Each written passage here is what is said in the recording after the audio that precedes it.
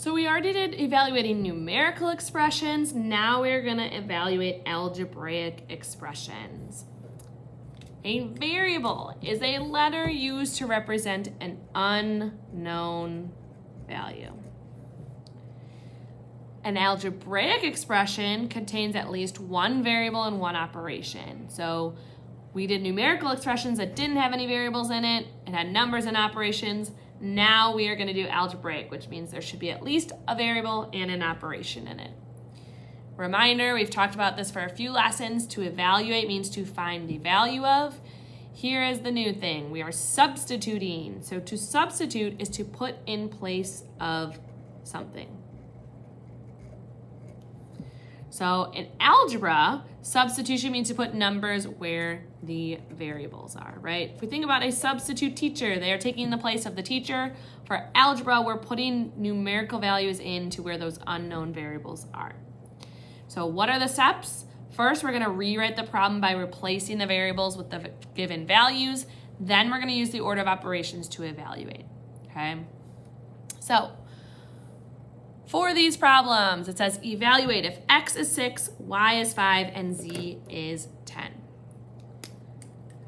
So for 20 plus y, in this y value, I am plugging in the y value of 5.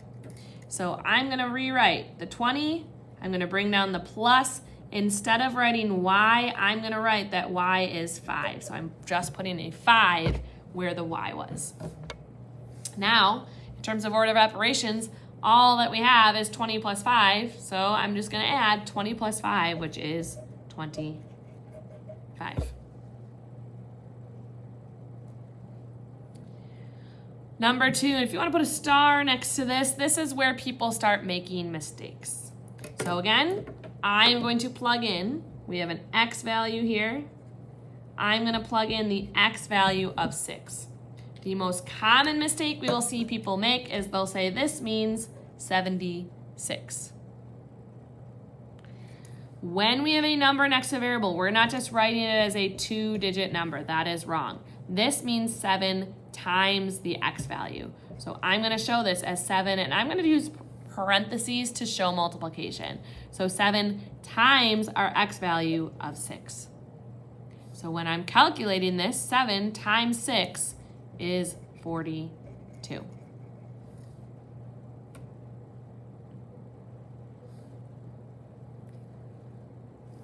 So let's take that a step further. 5x minus 2z plus 3y. As a reminder, and I'm going to write this down here, this does not mean 56 minus 210 plus 35. That is not correct. We're not just plugging in as 2-digit numbers. It means 5 times x, so I'm going to use parentheses, 5 times our x value of 6 minus 2 times our z value of 10 plus 3 times our y value of 5. Now we're going to actually evaluate. What we can do first before we do this adding and subtracting is simplify what we've multiplied here. So I can actually do this simultaneously. I can calculate 5 times 6 first, which is 30, minus, at the same time, do 2 times 10, which is 20, plus, at the same time, do 3 times 5, which is 15. Now, according to the order of operations, we don't have any parentheses, we don't have any exponents, we don't have any multiplication or division left, we just have addition and subtraction, and we go left to right. So I am first going to do 30 minus 20, which is 10, then bring down my plus, bring down my 15. Now this is all that's left. 10 plus 15 is 25.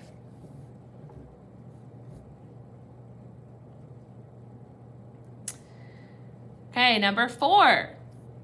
We have exponents. So I'm plugging in 6 for x squared minus 5 for y squared plus 10 for z squared.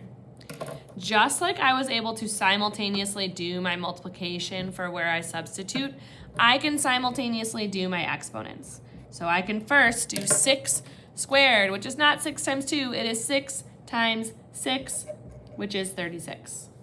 Bring down the minus, I can do 5 to the second power, which is 5 times 5, which is 25, plus 10 to the second power, 10 times 10, which is 100.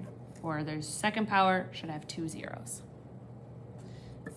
Just like we did, order of operations, there is no parentheses, there's no exponents, there's no multiplication or division left, just addition and subtraction, and we go left to right.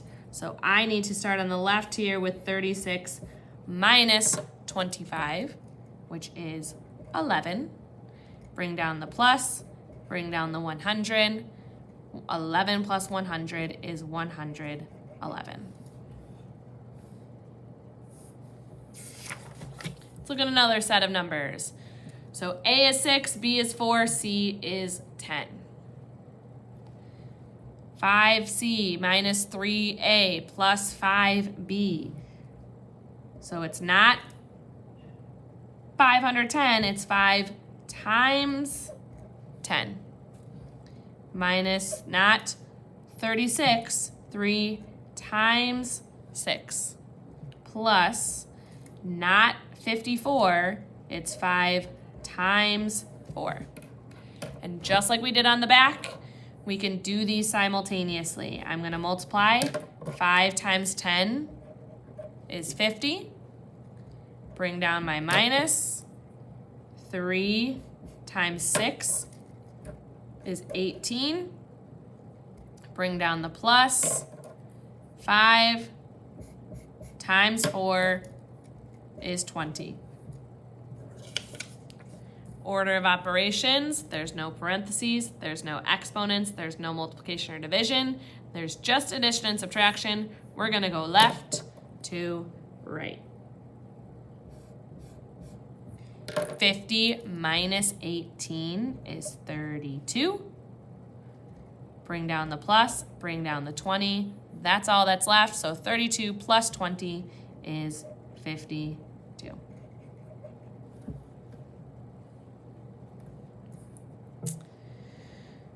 Okay, got our exponents again. So I'm plugging in 6 squared plus our b value of 4 squared plus our c value of 10 cubed. Just like we did our multiplication simultaneously, I'm going to do that with exponents. So 6 squared is 6 times 6, which is 36. Bring down the plus. We can do 4 squared, which is 4 times 4, or 16. Bring down the plus. 10 to the third power is 1, followed by 1, 2, 3 zeros. So technically, since it's all addition, we could do this all in one step and do 36 plus 16 plus 1,000 and then not use that last line. That is fine. But I'm going to show it in the same thing that we've been doing, so for those that like to go in that routine, it makes more sense. When we are looking, we don't have parentheses, we don't have exponents, we don't have multiplication or division. All we have is addition.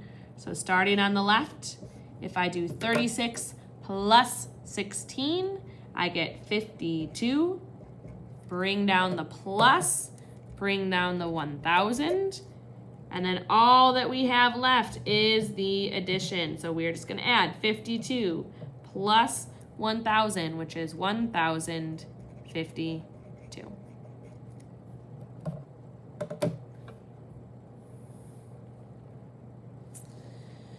Okay, I know that we've been seeing where we have a number next to a variable and we know that that means multiplication.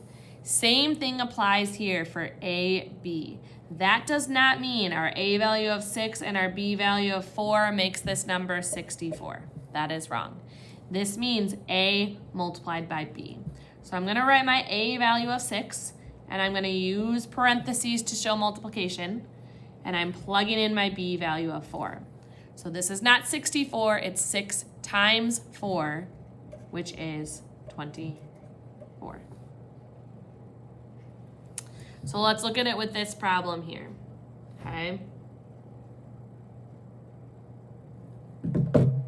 So, A, C, we have A, which is 6 times our C value of 10 over B, which is 4. This fraction bar means division, okay? What we are going to do is we're going to simplify on the top and bottom first before we divide. So I'm going to rewrite this fraction bar here. On the top, I'm going to multiply 6 times 10. 6 times 10 is 60 over the denominator of 4. And remembering that that fraction bar means division. So this means 60 divided by 4, which is 15.